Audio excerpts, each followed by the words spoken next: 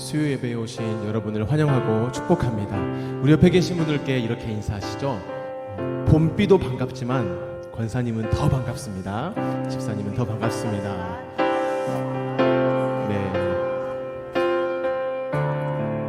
우리 함께 고백하겠습니다. 내 주의 보혈은, 내 주의 보혈은 정하고 정하다. 내 죄를 정케 하신 주 날로. 다시 한번 고백합니다. 내 주의 보혈은, 내 주의 보혈은 정하고 정하다. 내 죄를 정케 하신 주 날로라. 우리 2절 고백합니다. 약하고 주께로 주께로 나가면 힘 주시고 내 추함을 옷이 서주시네. 내가 주께로 지금 가오니 십자가의 보혈로 날 씻어주소. 날 오라 하심을, 날 오라 하심은 온전한 믿음과 또 사랑함과 평안함 다 주려 함이라. 내가 주께로 지금 가오니 십자가의 보혈로 날 씻어주소. 큰 죄인 복받아, 큰 죄인 복받아 살 길을 얻었네. 한없이 넓고 큰 은혜 베풀어. 우리 시간 목소리 높여 함께 고백합니다. 그 피가 맘속에, 그 피가 맘속에 큰 증거 됩니다. 내 기도 소리 들으사 다 허락하소서. 내가 주께로, 내가 주께로 지금 가오니 십자가의 보혈로 날 씻어주소서. 내가 주께로, 내가 주께로 지금 가오니 십자가의 보혈로 날 씻어주소서. 내가 주께로, 내가 주께로 지금 가오니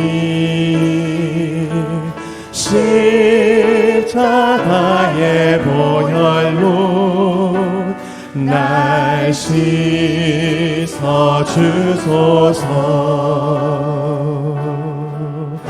이 시간 우리 함께 기도할 때에요, 주님, 이 시간 십자가로 나아갑니다. 우리의 의로움이시며 또한 우리의 살 길이 되시는 그 십자가로 나아갑니다. 그 보혈로 우리를 정결케 하여 주옵소서. 그 보혈로 우리를 덮어 주옵소서. 그리고 그 은혜를 힘입어서 이 시간 예배하게 하여 주십시오라고 함께 기도하겠습니다. 주님 십자가로 나아갑니다. 우리의 의로움이시며 우리의 살 길이 되시는 그 십자가 가운데 나아갑니다. 주여, 그 보혈로 우리를 정결케 하여 주시옵소서. 하나님, 그 보혈로 우리를 계속해서 덮어 주시옵소서. 주여, 계속해서 예수 그리스도를 힘입어 나아갑니다. 아버지, 이렇게 예배 가운데 나아갑니다. 하나님을 만나기로 원합니다. 하나님을 간절히 사모합니다. 하나님, 우리 모든 성도들이 그렇게 예수 그리스도만 힘입어 나아가는 시간이 되어질 것입니다. 살아계신 하나님 아버지, 우리에게 그 길을 허락하시니 감사합니다. 우리의 의로움이 되어주시니 감사합니다. 우리의 살 길이 되어주시니 감사합니다. 그 십자가만 우리에게 보여주시니 감사합니다. 그 보혈을 힘입어 나가오니 주여 만나주시옵소서. 주여 만나주시옵소서. 그 귀한 예배가 우리 가운데 주어졌사오니 그렇게 나가게 하여 주시옵소서. 하나님을 만나는 시간이 될 것입니다.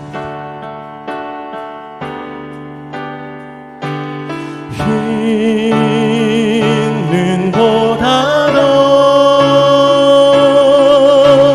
있는 보다도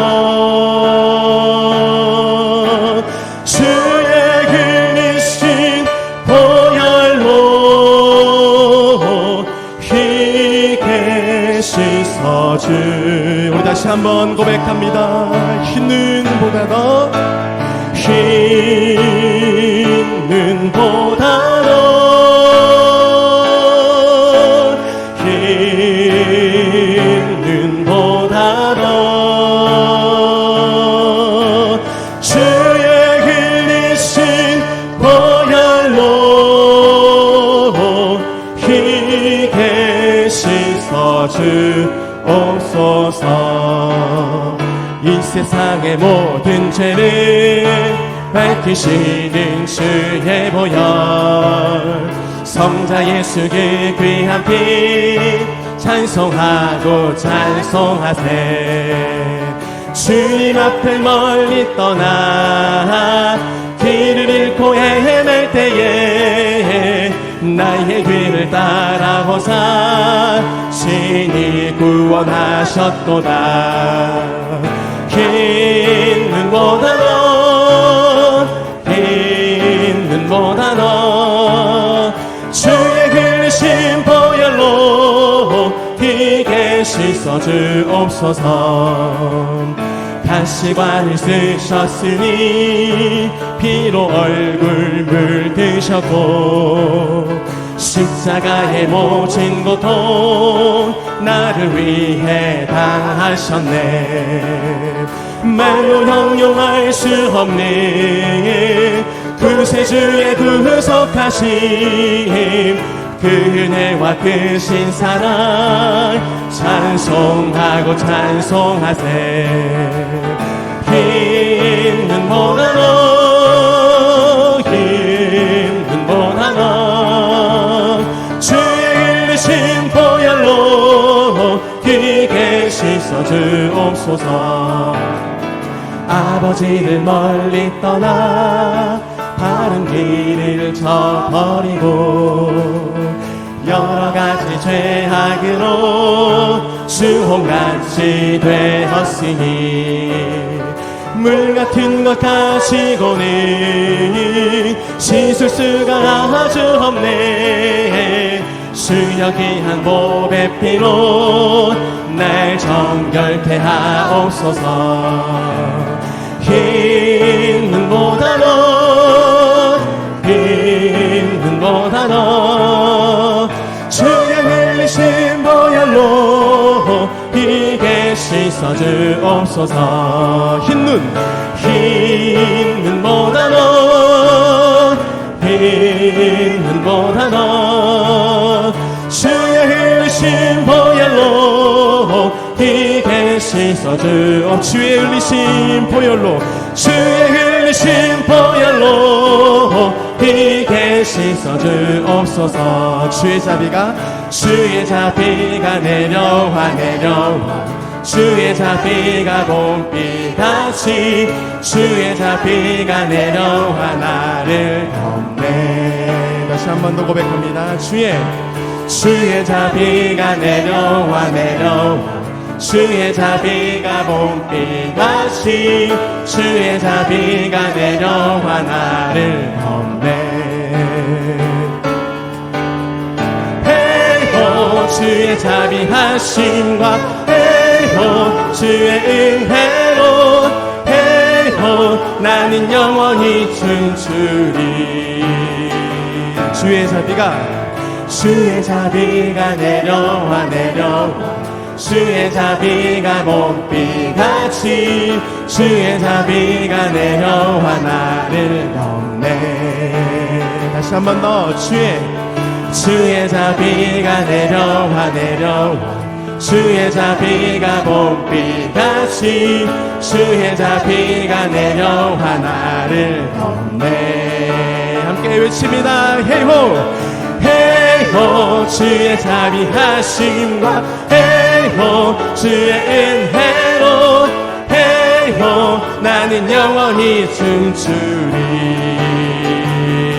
헤이호 헤이호 주의 자비하심과 헤이호 주의 은혜로 헤이호 나는 영원히 춤추리.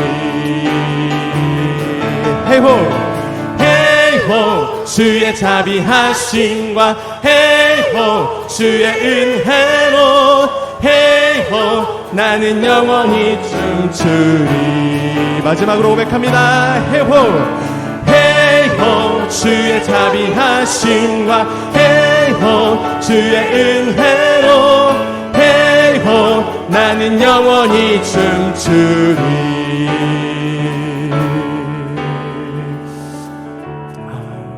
사랑의 주님, 우리에게 봄비를 주시니 감사합니다. 우리의 가정과 학교와 직장에 또 여전히 봄비가 필요합니다. 그 신실하신 말씀이 필요합니다. 그래서 오늘 그 말씀을 듣고 봄비와 같은 그 말씀을 듣고 우리가 가정과 학교와 직장 가운데에서 춤추게 하여 주시옵소서, 찬송하게 하여 주시옵소서, 노래하게 하여 주시옵소서라고 우리 주님 이름 한 번으로 함께 은혜를 구하겠습니다. 주여! 하나님, 우리에게 봄비를 주시니 감사합니다. 하나님의 은혜를 주시니 감사합니다. 하나님, 우리가 속한 모든 것 가운데 이 여전한 하나님의 은혜만 필요합니다. 그 신실하신 말씀 가운데 있는 우리의 모든 인생들을 우리가 듣기를 원합니다. 그래서 그 말씀 때문에, 그 하나님의 언약과 아버지 이루심 때문에 우리가 주 노래합니다. 춤출 수 있습니다. 그렇게 가정 가운데 소리가 나아갑니다. 학교 가운데 우리 미래 세대가 춤추고 노래합니다. 하나님을 자랑합니다. 직장 가운데서도 여전한 하나님의 살아계심이 우리 모든 성도님들을 통하여서 여신이 드러날 것입니다. 하나님, 그렇게 우리에게 봄비를 주시니 감사합니다. 아버지, 그 놀라우신 하나님의 말씀 오늘도 듣게 하여 주시옵소서. 하나님 아니면 살아갈 수 없는 인생인 것을 듣게 하여 주시옵소서. 우리 모든 마을들이, 우리 모든 순들이, 우리 모든 위원회가, 우리 모든 성도님들의 삶 가운데에 하나님의 글들이 이루어 주시옵소서. 그래서 우리가 외칩니다. 헤이호라고 외칩니다. 주의 자비하심과 주의 은혜를 우리가 즐겨 노래할 것입니다. 어떤 상황 가운데서도, 그 어떤 올라가 고난 가운데에서도, 어두운 가운데서도, 보이지 않아도, 아버지의 상처 투성일지라도 아버지 우리에게는 신랑이 계심을 기억하며 그렇게 고백하는 우리 모든 자랑스러운 성도가 되실 것입니다. 우리 가운데 신실하신 하나님 함께 하시기 때문입니다. 그 신랑신 신 하나님으로 말미암아서 우리는 이렇게 춤춥니다. 노래합니다. 끊임없이 고백하며 나갈 것입니다. 하나님은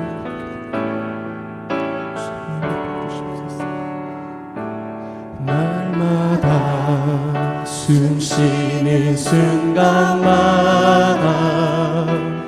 내 앞에 어려운 일 보내 주님 앞에 이 몸을 맡길 때 슬픔 없네 두려움. 다시 한번 고백합니다. 날마다 숨쉬는 순간마다 내 앞에 어려운 일 보내 주님 앞에 이 몸을 맡길 때 슬픔 없네 두려움 없네 주님의 그 자비로운 손길 항상 좋은 것 주시도다 사랑 세상스레 아픔과 기쁨을 수고와 평화와 안식을 날마다 주님 내 곁에 계셔 자비로 날 감싸주시네. 주님 앞에 이 몸을 맡길 때 힘주신 내 위로함 주네. 어린 나를 품에 안으시사 항상 평안함 주시도다. 내가 살아 숨을 쉬는 동안 살피신 나 약속하셨네. 인생의 어려운 순간마다 주의 약속 생각해보네. 내 맘속에 믿음 잃지 않고 말씀 속에 우리 3절 다시 한 번 더 고백합니다. 인생의 어려운 순간마다 주의 약속 생각해보네. 내 맘속에 믿음 잃지 않고 말씀 속에 위로를 얻네. 주님의 도우심 바라보면 모든 어려움 이기도다. 흘러가는 순간순간마다 주님 약속 새겨봅니다. 주님의 그 자비로운 손길 항상 좋은 것 주시도다. 사랑스레 아픔과 기쁨을 수고와 평화와 안식을 주님의 도우심 바라보면 주님의 도우심 바라보면 모든 어려움 이기도다. 흘러가는 순간순간마다 주님 약속 새겨봅니다. 흘러가는 순간순간마다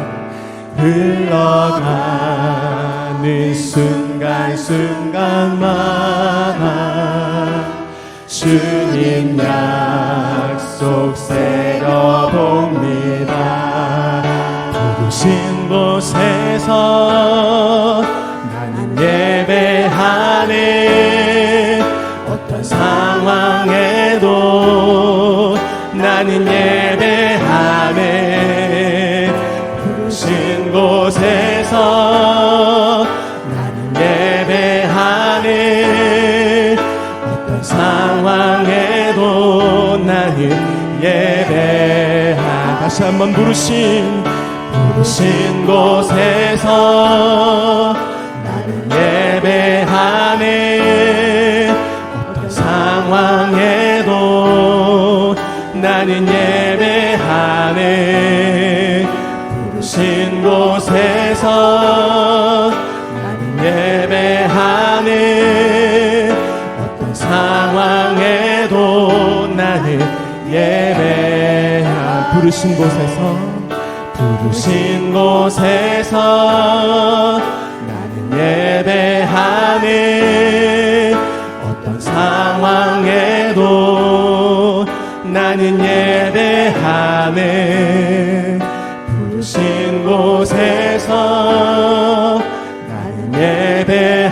안에 어떤 상황에도 나는 어떤 상황에도 나는 예배하네. 그렇습니다. 하나님, 어떤 상황에서도 예배합니다. 그 신실하신 말씀이면 우리는 충분하기에 예배합니다. 이 시간 모든 성도들을 만나 주옵소서, 말씀하여 주옵소서, 그 말씀으로 인해서 모두가 가슴 뛰는 시간이 되게 하여 주시옵소서라고 우리 주님 이름 한번 부르고 함께 기도하겠습니다. 주여, 하나님, 나는 예배합니다. 어떠한 상황 가운데서도 예배합니다. 내가 처한 모든 상황이면 하나님, 그 상황 가운데서 하나님의 말씀이면 나는 충분하기 때문입니다. 하나님, 모든 순간순간 가운데서 주님 내게 하신 약속의 말씀, 하나님, 그것을 내가 듣기를 원합니다. 하며 또 새기기를 원합니다. 내 삶 가운데서 이루시는 그 놀라우신 말씀을 이 시간 듣기를 원하오니 주여 말씀하여 주시옵소서. 우리 모든 성도들 이렇게 만나 주옵소서. 아버지가 하나님을 만들고 가슴이 뛰게 하여 주시옵소서. 한 주간의 삶 가운데에 아버지의 놀라운 신부와 재충전의 시간을 우리에게 주시니 감사합니다. 그렇게 오늘 모두가 사모하는 이곳 가운데 모였사오니 주여 말씀하여 주시옵소서. 그 말씀으로 인해서 가슴 뛰게 하여 주시옵소서. 우리 삶의 소망이 예수 그리스도인 것이 다시 한번 모두 선포가 되어지게 하여 주시옵소서. 그 놀라우신 하나님의 말씀 가운데 우리 인생이 있음을 아버지 듣는 그 시간이 되게 하여 주시옵소서.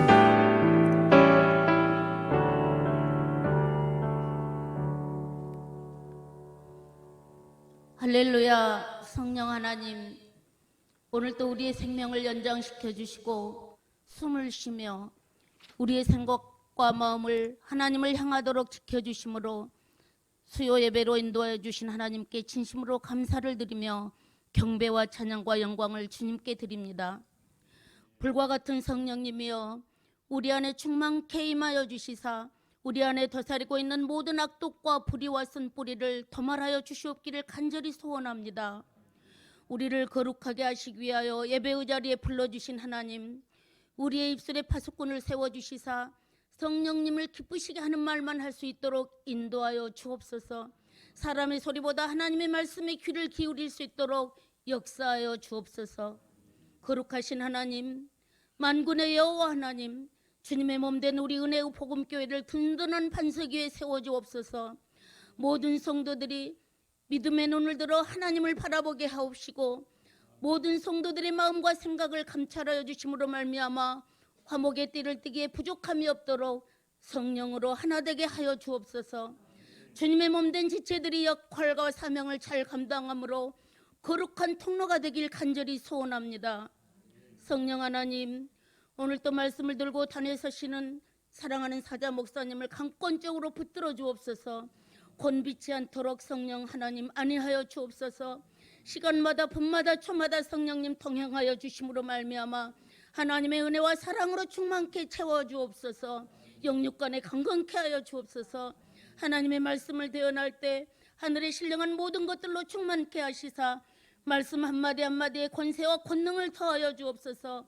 말씀을 통하여 교회와 나라와 세계와 민족이 회복되게 역사하여 주옵소서. 성령 충만, 능력 충만, 권능 충만으로 충만케 하옵시고 천군 천사 수종드는 말씀으로 친히 인도하여 주셨기를 간절히 소원합니다. 말씀을 통하여 우리들의 완악한 마음이 하나님의 말씀으로 회복되며 시원케 해주실 하나님을 찬양합니다. 수요밤 예배 가운데 전하는 모든 말씀이 흥왕하여 세력을 얻게 하여 주실 하나님께 영광을 돌리며 우리의 소원을 만족케 하실 예수님 이름으로 감사드리며 기도 올리옵나이다. 아멘.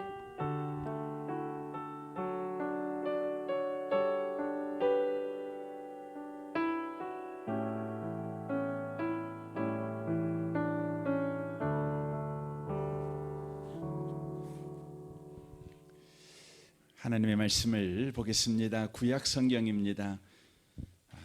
구약 성경 사사기 말씀입니다.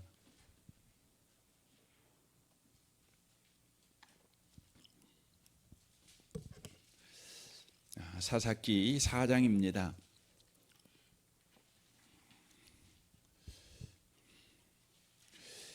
사사기 4장 4절 말씀부터 9절까지 기록된 말씀을 보겠습니다. 구약 성경 사사기 4장입니다. 4절부터 9절까지 기록된 말씀을 보겠습니다. 같은 목소리로 말씀을 읽겠습니다. 그때에 납비도세 아내 여선지자 드보라가 이스라엘의 사사가 되었는데 그는 에브라임 산지 나마와 베델 사이 드보라의 종려나무 아래에 거주하였고 이스라엘 자손은 그에게 나아가 재판을 받더라. 드보라가 사람을 보내어 아비노압의 아들 발락을 납달리 게네스에서 불러다가 그에게 이르되 이스라엘의 하나님 여호와께서 이같이 명령하지 아니하셨느냐? 너는 납달리 자손과 스불론 자손 10,000명을 거느리고 다볼산으로 가라. 내가 야빈의 군대 장관 시스라와 그의 병거들과 그의 무리를 기손강으로 이끌어 내게 이르게 하고 그를 내 손에 넘겨주리라 하셨느니라. 바락이 그에게 이르되 만일 당신이 나와 함께 가면 내가 가려니와 만일 당신이 나와 함께 가지 아니하면 나도 가지 아니하겠노라 하니 이르되 내가 반드시 너와 함께 가리라. 그러나 내가 이번에 가는 길에서는 영광을 얻지 못하리니 이는 여호와께서 시스라를 여인의 손에 파실 것임이니라 하고 드보라가 일어나 바락과 함께 게네스로 가니라. 아멘. 함께 예배하는 모든 분들 가운데 이 말씀의 축복이 함께 하시기를 주님의 이름으로 축원합니다. 우리는 이 앞주에 이어서 사사 드보라에 관한 하나님의 말씀을 듣고 있습니다. 이번 이 앞주에는 하나님께서 이스라엘을 가나안의 왕 야빈에게 팔아버린 이유에 대해서 우리가 이 앞주에 들었습니다. 오늘은 왜 하나님께서 이스라엘을 구원하시기 위해서 여자 사사 드보라 그리고 야엘이라는 여자를 세우셨는가에 대한 이야기를 오늘 좀 살펴보려고 합니다. 오늘 본문에 보시면 세 사람의 바로 주인공이 등장하고 있는 것을 보게 됩니다. 첫 번째는 드보라이지요. 또 한 사람은 바로 야엘입니다. 그리고 한 사람은 바락입니다. 드보라하고 야엘은 여자이고 바락은 남자입니다. 거기에 나오는 두 여자 드보라와 야엘은 담대하고 대단한 믿음의 사람들로 소개되어지고 있습니다. 그러나 남자인 바락은 겁을 먹고 여자의 치맛자락이나 붙들고 강청하는 소심하고 믿음 없는 남자로 그렇게 등장하고 있다고 하는 것입니다. 여러분이 오늘 한번 이 사사기 4장을 전문을 여러분 집에 가셔서 꼭 읽어보시면 제가 말씀드렸던 부분들을 쉽게 발견하실 수 있을 것입니다. 그런데 재미있는 것은 히브리서 11장을 읽어보면 우리가 깜짝 놀랍니다. 여러분 히브리서 11장은요 믿음장 아니겠습니까? 그러니까 믿음의 전당에 바로 믿음의 사람들의 명단이 기록이 되어 있습니다. 그래서 히브리서 11장에 보면 믿음의 사람들, 이 신구약 성경, 이 구약 성경 가운데 등장하는 믿음의 사람들의 명단이 쫙 등장을 합니다. 그런데 깜짝 놀라는 것은 그 믿음의 사람들 가운데 드보라와 야엘이 등장하지 않고 여기 보면 소심하고 믿음 없는 바락이 등장하고 있는 것을 보게 됩니다. 히브리서 11장 32절입니다. 내가 무슨 말을 더하리요? 기드온, 바락, 삼손, 입다와 다윗. 여기 보시면 기드온, 또 삼손, 입다 이게 다 사사들 아니겠습니까? 그러니까 이 바락이라는 사람은 사사가 아니에요. 그리고 바락이 지금 등장하고 있는 이 사사기 4장에서의 사사는 누구냐면 드보라입니다. 그러니까 우리가 기대하기에는 기드온 다음에 바락이 아니라 드보라가 나와야 정상입니다. 그리고 뭐 삼손 입다 이렇게 나오는 거야 우리가 이해할 수 있지 않겠습니까? 그런데 성경은 참 놀랍도록 믿음의 사람으로 드보라를 쓰지 않고 있습니다. 또 야엘도 쓰고 있지 않습니다. 믿음 없는 바락을 믿음의 사람으로 성경에 기록하고 있다는 것입니다. 왜 그런지를 여러분과 제가 오늘 말씀을 통해서 좀 알으셔야 합니다. 그래야 성경이라는 것이 이런 목적으로 쓰셨구나. 하나님께서 우리에게 어떤 사건을 소개할 때 이런 목적으로 우리에게 소개하시는구나. 이런 부분들을 저와 여러분이 바로 이해할 수 있는 까닭에 그렇습니다. 왜 하나님은 드보라와 야엘이라는 사람을 믿음의 전당에 그 명단을 기록하지 않고 믿음 없는 바락의 이름을 바로 믿음의 사람이라고 기록하고 있는가? 이것을 이해하려면 먼저 하나님께서는 왜 바로 여자들을 지금 이스라엘을 구원하는 일에 세웠는가? 이 부분부터 먼저 생각을 해봐야 여러분과 제가 이 부분을 제대로 이해할 수 있습니다. 이 사사기 4장이 쓰여질 당시에 이 근동 지역에서 여자는 어떤 취급을 받았냐면 인구 계수에도 들지 못하는 미천한 존재로 여겨졌습니다. 그러니까 우리가 인구조사를 하잖아요. 대한민국 인구가 몇 명인가 이렇게 셀 때에 여러분 현재 대한민국에서는 당연하게 여러분 남자 여자 다 인구 안에 여러분 계수하지 않습니까? 그런데 그 당시 사사기 당시에는요 인구 계수를 할 때에는 여자를 세지 않았습니다. 여러분이 아시는 것 같이 출애굽할 때에 그 이스라엘 민족이 몇 명이냐 그러면 정확하게 몰라요. 다만 20살 이상부터 그 군대 군인으로 뛸 수 있는 사람, 그러니까 20살부터 60살까지의 남자들만 계수돼 있어요. 그 숫자가 약 60만 정도 되는 것 아니겠습니까? 그러니까 당시에는 여자는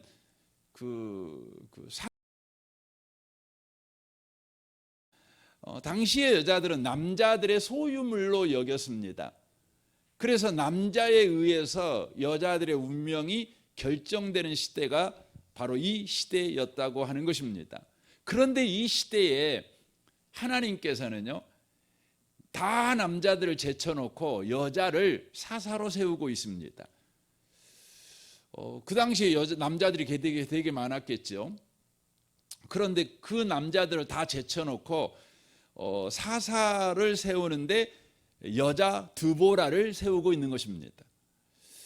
우리가 생각할 때는 드보라가 그 당시에 있었던 어떤 남자보다 뛰어난 여자였기 때문에 하나님께서 이 여자를 사사로 세웠구나, 우리가 이렇게 생각할 수 있죠.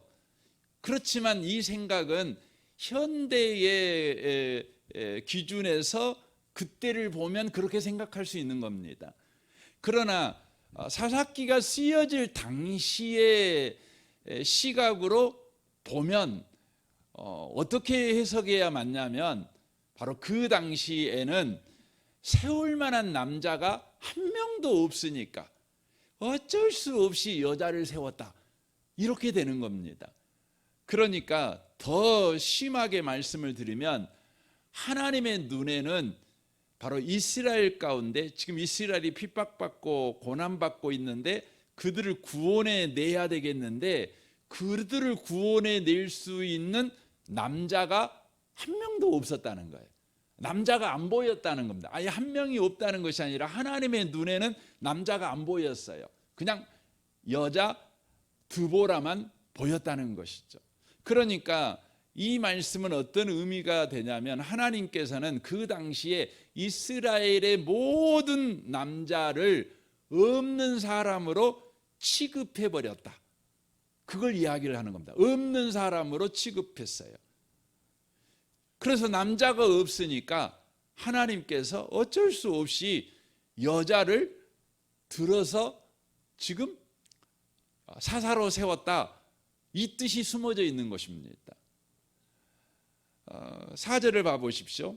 그때에 납비돗의 아내 여선지자 드보라가 이스라엘 사사가 되었는데 라고 돼 있죠. 두보라에게는요 남편이 있었어요. 남편이 납비도시라는 남편이 있었죠. 야엘이라는 사람에게도 남편이 있습니다. 17절 보십시오. 시스라가 걸어서 도망하여 겐 사람 헤벌의 아내 야엘의 장막에 이르렀으니 라고 돼 있어요. 그러니까 야엘이라는 여자가 나오는데 이 여자에게도 남편이 있었어요. 그러니까 사사기 4장을 읽는 독자로 하여금 하나님은요 무엇을 생각하게 하시냐면, 여러분 성경 읽을 때 이런 생각을 하게 만드는 거죠. 야, 남편이 있는데 남편들은 뭐 했지? 그리고 왜 부인들이 이렇게 나서게 됐지? 라는 생각을 하게 된다는 것이죠. 당시의 이스라엘은 가부장 사회입니다. 지금도 유대인들은 철저하게 가부장 사회입니다. 그래서 여러분 권력을 누가 쥐고 있냐면 남자들이 쥐고 있죠. 왜 남자들이 권력을 쥐고 있어야 됩니까? 가정에서 마음대로 하라고요? 아니에요. 여러분 가부장 제도라고 하는 것은 하나님께서 그걸 허락한 원래 취지는 뭐냐면 남자들 보고 가정에서 네 마음대로 살아라가 아니라 너에게 허락한 하나님의 권위를 가지고 여자와 아이를 보호해라, 그런 의미로 가부장 제도를 허락하신 거예요. 그래서 남자들은 가정에서 하나님이 허락한 권위를 가지고 뭐에 의해 써야 하냐면 자기를 보호하는 데 쓰면 안 돼요. 아내와 자녀를 보호하는 데 써야 된다는 것이죠. 그런데 드보라에게는 분명히 남편이 있었어요. 야엘에게도 분명히 남편이 있었어요. 그런데 그 남편들이 하나님이 주신 권위를 가지고 아내들을 바로 가나안 족속 바로 핍박하는 자들에게서 지켜주지를 못하는 거예요. 지켜주지를 못하는 거죠. 그러니까 보호받아야 될 여자가 스스로 바로 보호하기 위해서 일어나고 있는 걸 보게 돼요. 보호받지 못한 여자가 하나님에 의하여서 바로 이스라엘을 구원하는 일에 하나님께서 세우고 있는 것을 보게 됩니다. 왜 그랬을까요? 이 이야기의 내용과 동일한 내용이 시편에 나옵니다. 시편 8편 1절을 보겠습니다. 여호와 우리 주여, 주의 이름이 온 땅에 어찌 그리 아름다운지요. 주의 영광이 하늘에 덮었나이다. 주의 대적으로 말미암아 어린 아이들과 젖먹이들의 입으로 권능을 세우시며 이는 온수들과 보복자들을 잠잠하게 하려 하심이니라 라고 말씀합니다. 하나님께서 대적하는 자를 맞서기 위해서, 이 대적하는 자에게서 구원의 일을 하시기 위해서 누구를 쓰고 있냐면 어린아이와 젖먹이들을 쓰고 있어요. 여러분 어린아이와 젖먹이들은 여러분 어떤 대상입니까? 보호받아야 될 대상이잖아요. 근데 이 보호받아야 될 대상을 우리 하나님께서요 들어서 어떻게 해요? 보호해줘야 될 사람들을 보호해주는 거예요. 그러니까 그 아버지가 또 엄마가 젖먹이와 아이들을 보호해줘야 되잖아요. 대적으로부터. 근데 우리 하나님께서요 아버지와 엄마가 젖먹이와 아이들을 보호 안 해줘요. 그러니까 하나님이 어떻게 하냐면 젖먹이와 아이들을 우리 하나님께서 붙잡아 가지고 보호하지 못하는 그 무능한 아버지와 엄마까지 지켜줘 버리는 거예요. 지금 이걸 이야기를 하고 있는 것이죠. 그것으로 인하여서 무엇을 이야기하려고 하시는 것일까요? 고린도전서 1장 28절을 보겠습니다.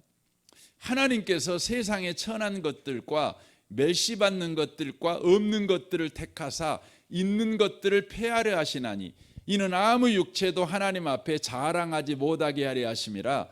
너희는 하나님으로부터 나서 그리스도 예수 안에 있고 예수는 하나님으로부터 나와서 우리에게 지혜와 의로움과 거룩함과 구원함이 되셨으니 기록된 바 자랑하는 자는 주 안에서 자랑하라 함과 같게 하려 함이라 라고 되어 있습니다.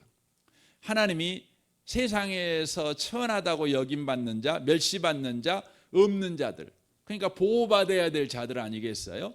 근데 보호받아야 될 자들을 우리 하나님께서요 들어 쓰셔서요 세상을 구원해요.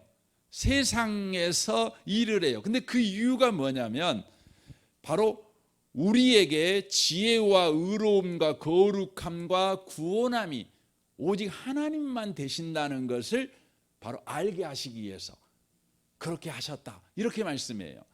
그러니까 이 말은 이런 말이 되는 거죠. 지금 두보라와 야엘을 여자들입니다. 보호받아야 될 여자들입니다.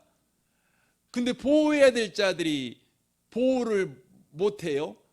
그러니까 하나님께서 보호받아야 될 여자를 들어가지고 바로 주님께서 구원의 일을 하셔요. 누구를 구원하죠? 보호해야 될 자들을 구원해요. 남자들을 구원해요. 남자들을 구원해요. 이것을 통해서 드보라와 야엘이 와 뛰어난 사람이야, 남자들보다 더 똑똑하고 잘났어, 이걸 보여주려고 하는 것이 아니라 드보라와 야엘을 사용하시는 그 하나님이 바로 남자들의 의로움과 거룩함과 구원함이 되신다는 것을 바로 보여주기 위해서라는 거예요. 그러니까 이 성경에서 사사기 4장에서 드보라와 야엘이 지금 이스라엘을 구원해요. 특별히 이 바락이라는 남자를 이제 써요. 그래서 히브리서 11장에 보니까 이 바락이 어떤 사람이 되는 거죠? 믿음의 사람이 돼요. 믿음의 사람이 되는 거죠. 그러니까 우리가 이 사사기 4장에서 하나님이 말씀하려고 하는 내용이 뭐냐? 그러면 신약을 통해서 우리가 이해하게 되는 건 뭐냐면 드보라와 야엘이라는 바로 여인을 사용하셔서, 아니 여인 속에서 우리 하나님 예수님이 일하셔서, 하나님이 일하셔서 바락이라는 믿음 없는 자를 믿음의 사람으로 세우셨다. 이것을 이야기하려고 하는 거예요.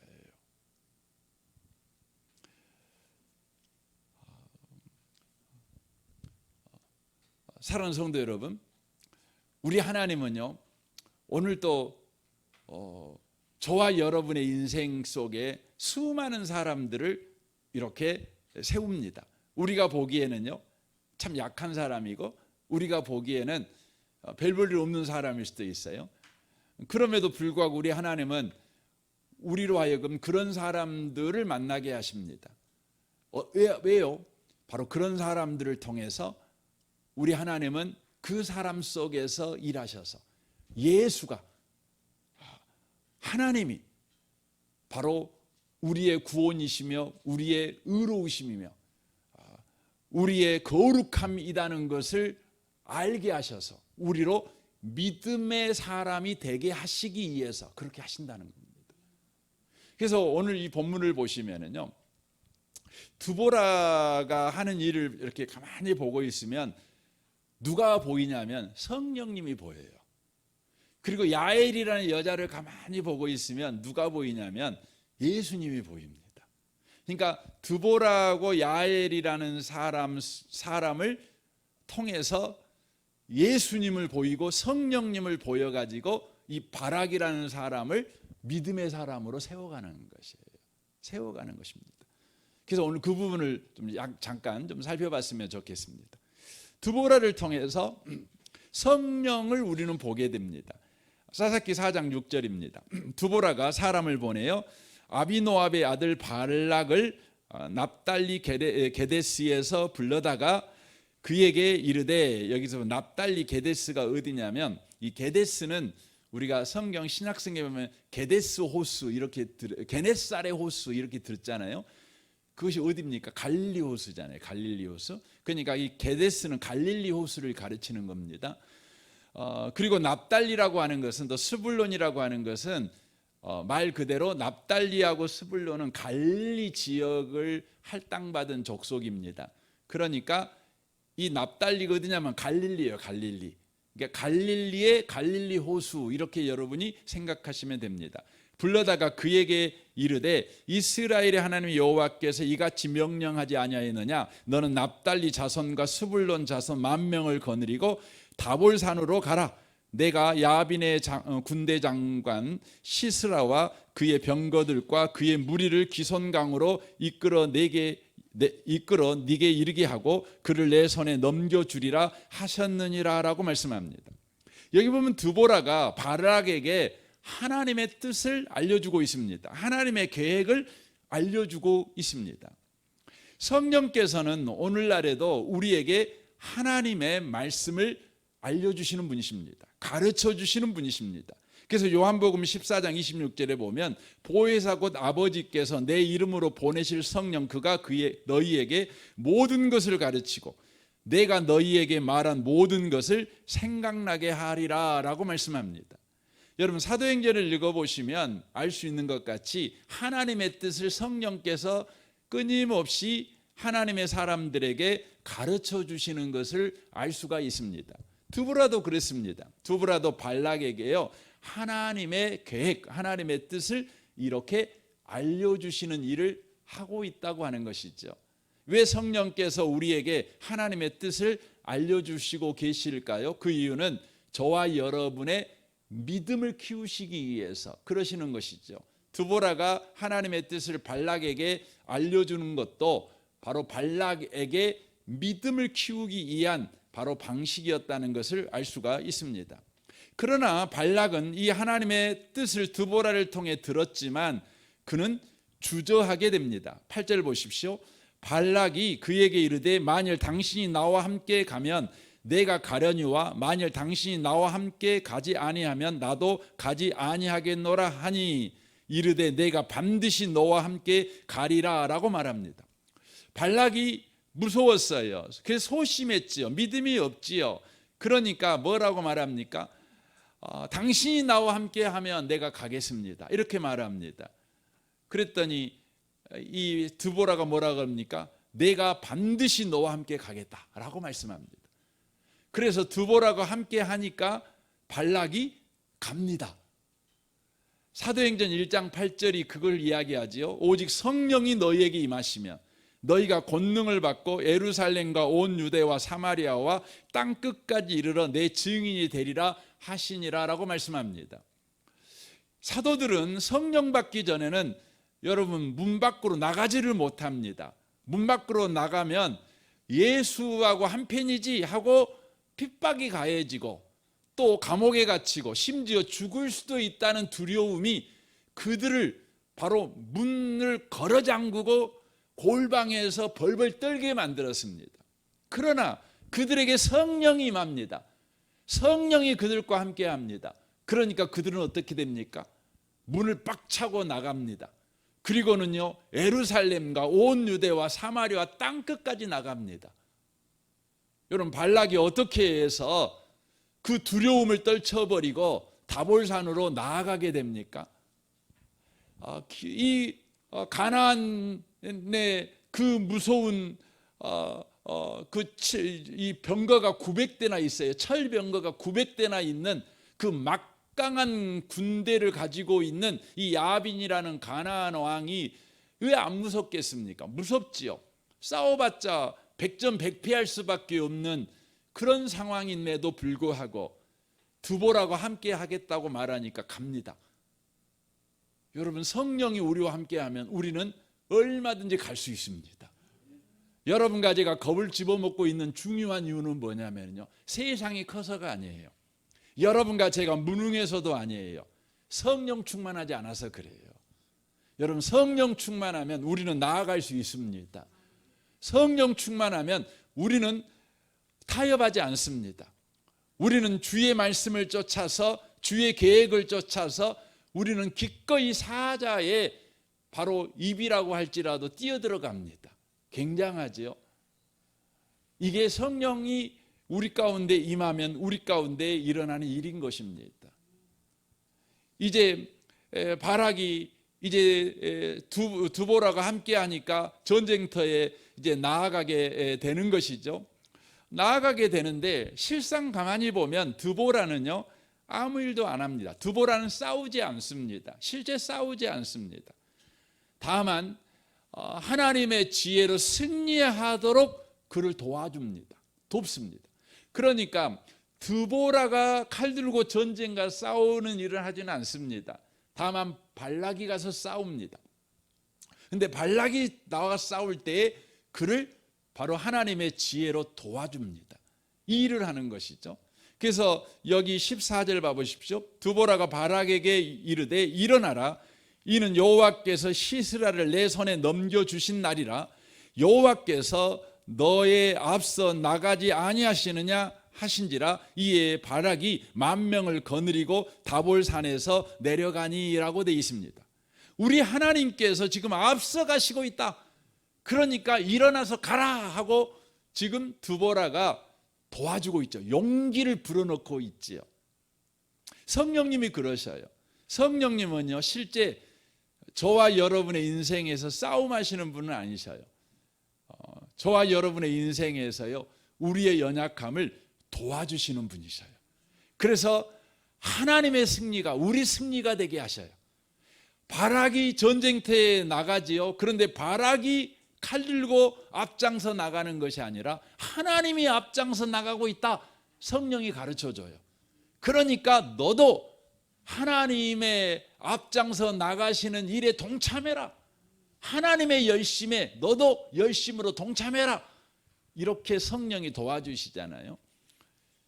발락이 바로 이 드보라의 도움을 쫓아서 전쟁합니다. 하나님은, 성령님은 오늘도 저와 여러분에게 그걸 가르쳐줘요.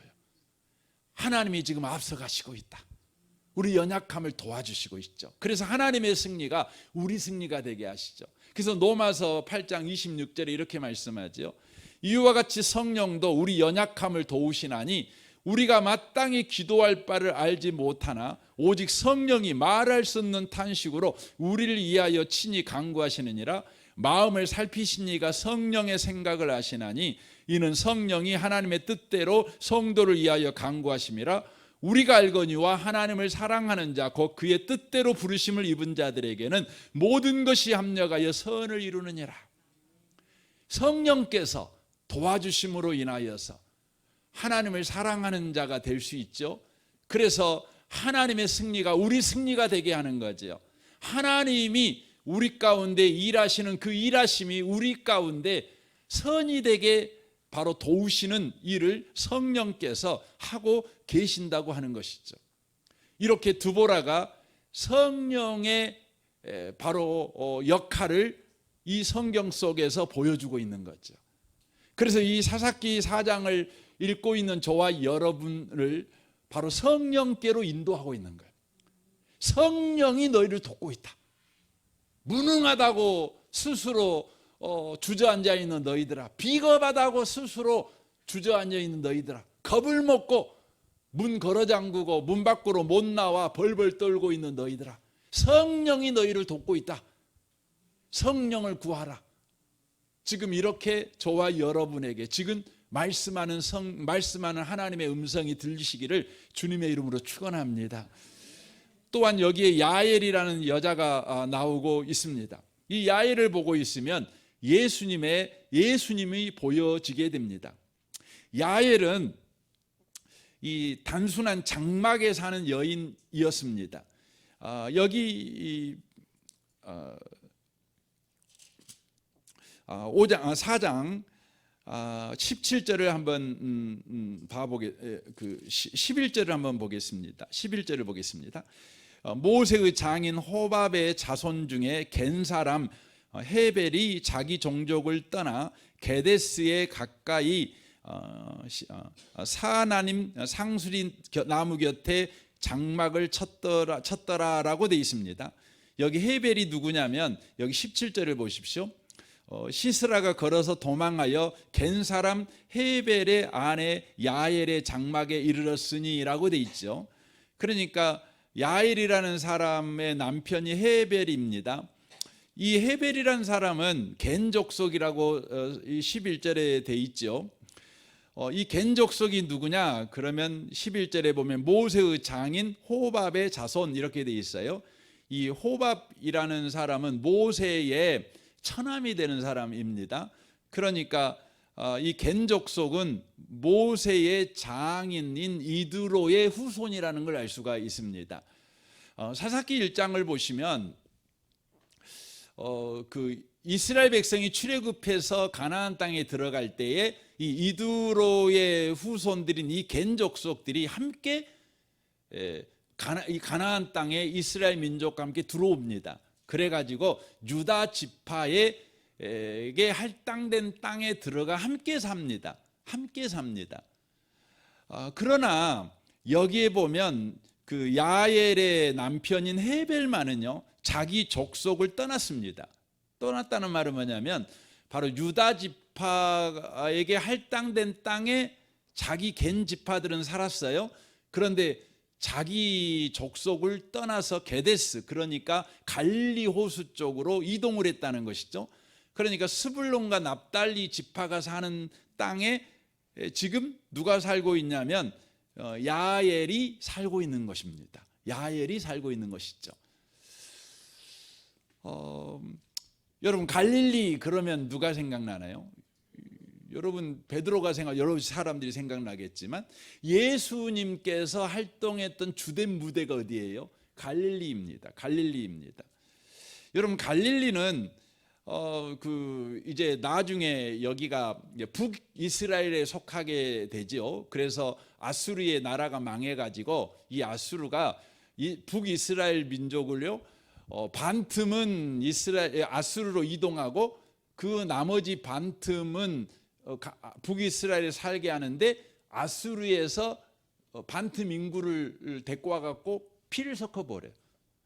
그러니까 이제 그 정말 이제 그 갈릴리부터 이제 이쪽 납달리 전부 다가 뭐가 되냐면 우리가 보통 사마리아라고 그러잖아요. 그러니까 정말 그 손가락질 받는 민족이 됩니다. 그러니까 여러분 남조는 유다 지파하고 베냐민 지파만 남쪽 유다 지파에 속하잖아요. 그러니까 이 야엘이라는 여인은 이제 어떻게 우리가 이제 봐야 되냐면 그 예수님처럼요. 그 아름다운 모습이 없는 그 사람이에요. 아름다운 모습이 없는. 그러니까 장막에 거하는 그냥 평범한 여자입니다. 그런데요, 이 여자가 어떻게 해요? 나중에 이제 그 발락하고 이제 시스라하고 전쟁이 붙었어요. 다음 주에 이건 자세하게 내용을 말씀드리기도 하고요. 그 전쟁에서 시스라가 집니다. 가나안이 집니다. 그리고 이 시스라가 이제 도망을 가는데 해필은 도망을 어디로 가냐면 야엘의 남편 이 헤벨의 집으로 숨어 들어옵니다. 왜냐하면 헤벨하고 시스라하고 서로 그 평화 조약을 맺었거든요. 근데 그가 자고 있을 때요 야엘이 어떻게 해요? 죽여버립니다. 그래서 완전한 승리를 바로 이스라엘이 갖게 만드는 것을 바로 보게 되어집니다. 그러니까 그 야엘이 이 가나안 땅과의 전쟁의 승리를 결정지어져 버리는 일을 누가 하냐면 야엘이에요. 완전한 승리의 우리가 좀 화령점점이라 그러잖아요. 마지막 그 머리를 깨트려 버리는 일을 하는 자가 누구냐면 야엘입니다. 그는 평범한 여자입니다. 환영받지 못한 여자입니다. 그럼에도 불구하고 이 여자가 최종 승리를 결정짓는 일을 합니다. 여러분 예수님이 그렇지 않습니까? 이사야 53장에 보시는 것 같이 예수님은 흠모할 만한 아름다운 것이 없는 분이십니다. 그러나 예수님께서 우리 구원의 완성을 하시는 거죠. 바로 마귀를 최종적으로 승리하시는 일을 누가 하냐? 예수가 하시는 것이죠. 골로새 2장 13절에 이렇게 되어 있습니다. 여러분은 죄 때문에 영적으로 죽은 사람이었으며 죄된 욕망에서 벗어나지도 못하였습니다. 그러나 하나님께서 여러분을 그리스도와 함께 살리시고 우리의 모든 죄를 용서해 주셨습니다. 하나님께서는 우리를 거스리는 기록된 빚의 문서들을 우리 가운데서 치하셔서 그것을 십자가에 못 박아 깨끗이 없애주셨습니다. 이렇게 하나님께서는 세상의 주권과 능력을 꺾으시고 온 세상 사람에게 십자가를 통한 승리를 보여주셨습니다. 최종 승리, 바로 예수 그리스도께서 하신 것처럼 야엘이 시스라를 처단함으로 말미암아 이스라엘의 완전한 승리를 바로 확정하신 것이죠. 예수께서 십자가에서 사탄을 패배시키시고 구원을 완성하신 것과 똑같습니다. 그런데 이 야엘이 썼던 무기가요, 일반적인 무기가 아닙니다. 보통 일반적으로 여러분 그 사람을 죽일 때 쓰는 무기는 칼이나 뭐 창이나 뭐 활이나 이런 거 아니겠습니까? 그런데 야엘이 썼던 무기는 세상 사람들이 전혀 생각하지 못했던 무기를 씁니다. 그게 뭡니까? 장막에 있는 말뚝을 뽑아가지고요, 이게 뭐죠? 예, 관자놀이를 그냥 찍어갖고 죽여버립니다. 발뚝으로 박아갖고 죽여요. 완전히 죽여버리는 것이죠. 예수님께서 사탄의 머리를 깨부숴버리실 때 사용한 무기는요, 세상 사람들이나 어떤 권력자도요 알지 못하는 무기를 쓰셨어요. 그 무기가 뭔지 아세요? 바로 십자가의 죽음이에요. 그래서 세상 고린도전서 2장에 보면은요, 그 세상의 권력자들이 몰랐어요. 예수님이 그 우리의 구원을 완성하기 위하여 바로 사단의 머리를 부셔버리고 죄와 사망에서 우리를 구원하는 그 구원의 완성을 위해 쓰시는 무기가 바로 십자가의 죽음이라는 것을 전혀 몰랐어요. 그러나 예수님은요, 바로 이 십자가를 통해서 바로 구원을 완성하셨어요. 그래서 히브리서 2장 14절을 보십시오. 자녀들은 살과 피를 가졌기 때문에 예수님도 그들과 마찬가지로 인간성을 지니셨습니다. 그것은 자신의 죽음을 통해서 죽음의 권세를 잡은 마귀를 멸망시키시고 일생 동안 죽음의 공포에서 종살이하는 모든 사람들을 해방시키기 위한 것이었습니다라고 말합니다. 십자가는 단순한 죽음의 도구가 아니라 세상이 알지 못하는 영적 승리의 바로 방법이었다는 것이죠. 예수님이 십자가에서 죽으심으로 사단의 권세, 곧 죽음을 이겨버리셨어요. 참 놀랍죠. 마귀가 사용하는 최고의 무기, 율법이 쓰는 최고의 무기가 죽음 아닙니까? 근데 그 죽음을 어떻게 이기셨어요? 십자가의 죽음으로 정복해 버리셨어요. 그러므로 십자가의 죽음은 실패가 아니라 승리지요. 그래서 예수님께서 십자가에서 죽으실 때 어떻게 하셨죠? 요한복음 19장 30절 보면 예수께서 신포도주를 마신 후에 이르시되 다 이루었다 하시고 머리를 숙이시고 영원히 떠나가시니라라고 말합니다. 십자가에서 예수님께서 내가 졌다. 여러분, 죽음 앞에 가면 누구나 다 절망합니다. 누구나 다 패배를 선언합니다. 그러나 예수만은 바로 십자가에서 죽으실 때 바로 승리를 선언하십니다. 죄와 죽음과 사단에게 내가 승리했다, 이렇게 선언하십니다. 십자가의 죽음은 세상 사람들이 보기에는 실패의 방법이었고 실패의 자리였지만 하나님의 강력한 승리의 방법이었다고 하는 것이죠. 세상이 알지 못하는 방법, 세상이 바로 무시하는 방법, 어떻게 그런 방법을 써 무식하게, 그러나 야엘이 장막의 말뚝으로 최종 승리를 확정하신 것 같이 예수 그리스도의 십자가로 예수님은 우리의 구원을 완성하셨다고 하는 것입니다. 야엘을 통해서 우리는 예수님을 봅니다. 우리 하나님께서는 바락과 같이 믿음이 없어요. 세상에서 소금 노릇하고 세상에서 빛의 노릇을 해서 죄에서 사망에서 보호해야 될 자들을 보호해야 될 역할을 해야 될 바락, 이 시대의 교회, 이 시대의 저와 여러분, 성도인 저와 여러분이 믿음이 없는 거예요. 소심해요. 숨어버려요. 그때 우리 주님께서요, 바로 드보라라고 하는 성령의 사역을, 성령을 보이는 사람을 바로 들어서 예수님을 보이는 야엘을 들어서 이 바락을 바로 믿음의 사람으로 세워가시는 거예요. 이건 오늘날도 그래요. 오늘날도. 그래서 여러분과 제가요, 믿음이 없어요. 겁이 나요. 세상이 겁나요. 여러분 문제가 겁나요. 여러분 병든 것도 겁나고, 여러분 부도날 이기도 겁나고, 경제 형편에 대한 겁도 있고, 늙어가는 것도 겁나고, 다리 아픈 것도 겁나고, 모든 게 겁이 나요. 그래서 여러분과 제가 그리스도인으로서 살아가지를 못해요. 세상을 보호해야 될 자들이 보호를 못해요. 소금 노릇을 못해요. 이때 저와 여러분이 해야 될 일은 뭡니까?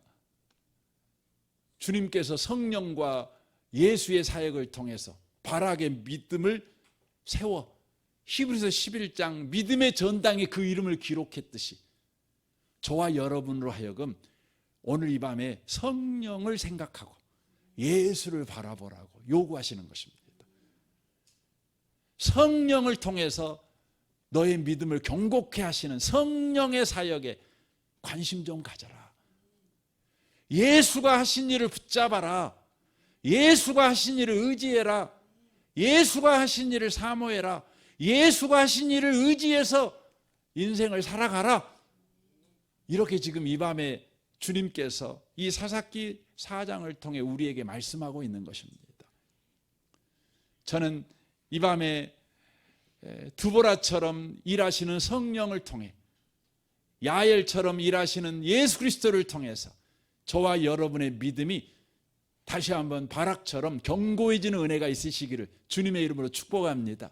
히브리서 11장에 여러분의 이름이 바로 발견되어지고 쓰여지는 것이 바로 보여지는 은혜가 있으시기를 주님의 이름으로 축원합니다. 아멘. 우리 같이 이 시간 기도하겠습니다. 이 시간 우리 기도할 때에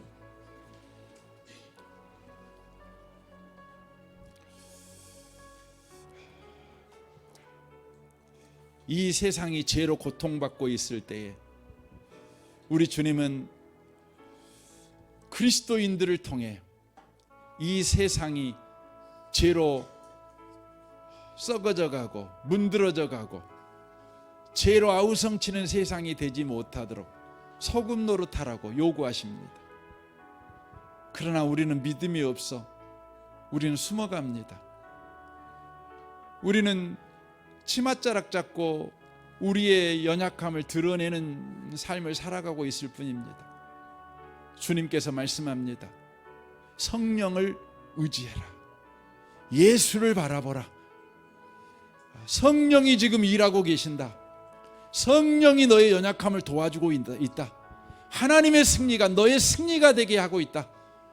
그러므로 성령 충만을 구해라. 예수가 하신 일을 봐라. 예수가 십자가로 마귀의 머리를 깨버렸다. 예수가 죄와 사망에서 너희를 건지셨다. 예수를 의지해라. 믿음의 용장으로 살아 요구하십니다. 이 밤에 우리가 무엇이라고 기도하겠습니까? 주여 내게 성령 충만 주옵소서. 믿음의 주여 온전케 하신 예수만 바라봅니다. 믿음의 사람이 되게 하십시오. 믿음의 사람으로 살아내게 하십시오. 하나님의 명령을 쫓아 이제 우리가 세상의 악한 자들을 향하여 싸우기 위하여 악한 영을 대적하는 십자가의 용사로 살아가는 자 되게 하옵소서. 우리 밤에 같이 기도했을 때 우리 주여 한번 부르짖고 우리 통성으로 한번 기도하겠습니다. 주여. 오 하나님 아버지, 하나님 아버지, 우리가 이 시간 구합니다. 놀라운 주의 은혜를 허락하시니 감사합니다. 우리를 이 시대의 바락으로 불렀지만 우리가 믿음이 없어 우리가 두려움에 떨고 있습니다. 염려로 우리가 떨고 있습니다. 주님, 우리 가운데 일하시는 성령을 우리가 의지합니다. 우리를 도우시는 주님, 하나님의 뜻을 밝히 말씀하시는 주님, 그 성령님을 따라가기로 합니다. 성령이 우리에게 임한다면 우리는 얼마든지 예루살렘과 온 유대와 사마리아 땅 끝까지 나아갈 수 있습니다. 하나님의 승리가 우리 승리 될 수 있습니다. 성령의 능력을 구합니다. 예수가 이미 십자가에서 마귀의 머리를 상하게 하셨습니다. 최종 승리를 완성하셨습니다. 그 십자가의 승리, 예수의 승리를 붙잡고 의지하고 주여 이제 믿음의 삶을 살아내는 자 되게 하옵소서. 주님 역사하시옵소서. 영광을 받으시옵소서. 하나님 아버지 감사합니다. 우리를 이 시대의 바락으로 세우신 주님을 찬양합니다. 그러나 이 시대의 바락인 우리는 육신의 눈만 떠 세상을 바라볼 때 세상이 너무 강해서 벌벌 떨고 있습니다. 소심한 자가 되어버렸습니다. 타협하는 자가 되어버렸습니다. 그저 그렇게 삶을 살아가는 자가 되어버렸습니다. 하지만 두보라를 만났을 때 그는 바뀌었습니다. 야엘을 만났을 때 그는 믿음의 사람으로 변화되었습니다. 주님, 우리도 마찬가지로 성령을 우리가 경험할 때 우리도 변화될 줄 믿습니다. 성령은 하나님의 뜻을 우리에게 밝히 말씀하고 계십니다. 성령이 우리에게 임하면 우리가 권능을 받고 이제 문고리 잡고 살아가는 자가 아니라 문을 박차고 나가 예루살렘과 온 유대와 사마리아와 땅 끝까지 나아가는 그런 증인이 될 줄로 믿습니다. 성령이 우리를 도와주심으로 말미암아 하나님의 승리가 우리 승리 될 줄로 믿습니다. 예수께서 십자가에서 마귀의 머리를 깨버리셨으니 예수의 승리가 우리 승리, 예수의 완전한 승리가 우리의 완전한 구원이 되었음을 믿고 나아가는 자가 될 줄로 믿습니다. 주여 이 밤에 구하옵나니 우리에게 성령 충만 주옵소서. 믿음의 주여 온전케 하시는 예수만 바라보며 나아가는 자가 되게 하시옵소서. 그리하여 하나님 아버지 빛과 소금의 삶을 살아내는 우리가 되게 하시옵소서. 이 밤에 우리에게 은혜 주시는 주님을 찬양합니다. 예수님의 이름으로 기도합니다. 아멘, 아멘, 아멘. 우리 옆에 계신 분한테 말씀해 주시면 좋겠습니다. 성도님은 이 시대의 바락입니다 라고 말씀해 주시면 좋겠습니다. 예, 감사합니다. 예, 교회 앞에 간구하겠습니다. 오늘 예배에 우리 김영복 장로님, 윤성희 권사님 이렇게 2달 만에 또 2년 만에 오셨죠. 예, 작년에 가셨다가 올해 오셨으니까 너무 반갑고 또 함께 예배드려서 너무너무 좋습니다. 우리 장로님 한번 권사님 일어나서 인사 한번 하실랍니까? 예. 우리 감사합니다. 예, 저도 많이 기다렸습니다. 예, 감사합니다. 우리 또 단기 선교 이렇게 신청받고 있습니다. 총 40분까지 가능하다고 합니다. 23일 주일까지 여러분 신청해 주시고 또 많이 함께 가주시면 좋겠습니다. 전반기 장학생 선발을 위해서 지원을 받습니다. 오는 주일까지입니다. 신청해 주시고요. 또 우리 23일에 지급을 할 것입니다. 그때 또 장학헌금으로 또 동참해 주시면 감사하겠습니다. 우리 주께서 가르쳐 주신 기도함으로 수예배 마치겠습니다. 하늘에 계신 우리 아버지여, 이름이 거룩히 여김을 받으시오며 나라가 임하시오며 뜻이 하늘에서 이룬 것 같이 땅에서도 이루어지이다. 오늘 우리에게 일용할 양식을 주시옵고 우리가 우리에게 죄 지은 자를 사하여 준 것 같이 우리 죄를 사하여 주시옵고 우리를 시험에 들게 하지 마시옵고 다만 악에서 구하시옵소서. 대개 나라와 권세와 영광이 아버지께 영원히 있사옵나이다. 아멘. 아멘.